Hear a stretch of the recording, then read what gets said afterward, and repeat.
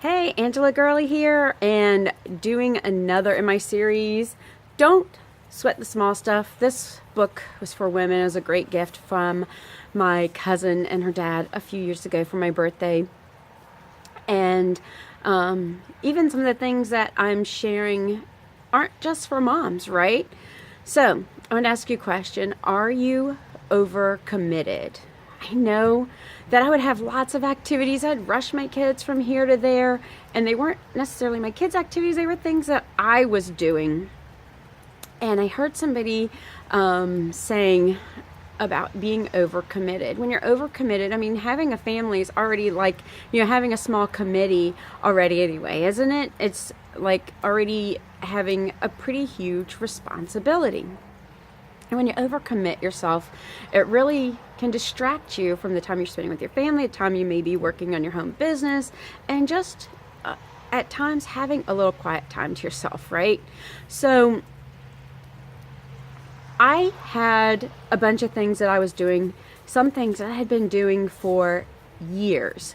And I just kept doing them because I was already doing them, right? And there really wasn't somebody else that I had a backup for. I was just doing it. And I heard somebody say, those activities which feel heavy or burdensome are probably something you should let go of. So I had some conversations with some people about some of those things that were just really weighing very heavily on me. They were things that I had to have done on certain nights that were a little bit more difficult, and sometimes that I really could have time to spend with my family and hang out with my family, and instead I was having to complete this project that was due every week. And it wasn't a paid project, it was a volunteer project. So not that that really makes any difference, but it did a little bit. So I found that a couple of these things were really heavy as far as when I thought about them. It changed the way I felt. I felt kind of trapped, frustrated with it. So having conversations with someone and handing it over to someone else and letting someone else participate, let someone else have the opportunity to volunteer when I'm already volunteering in so many other ways or helping out in so many other ways. Man, the first few, I'm going to tell you, it was hard the first few times I wasn't doing this activity, right?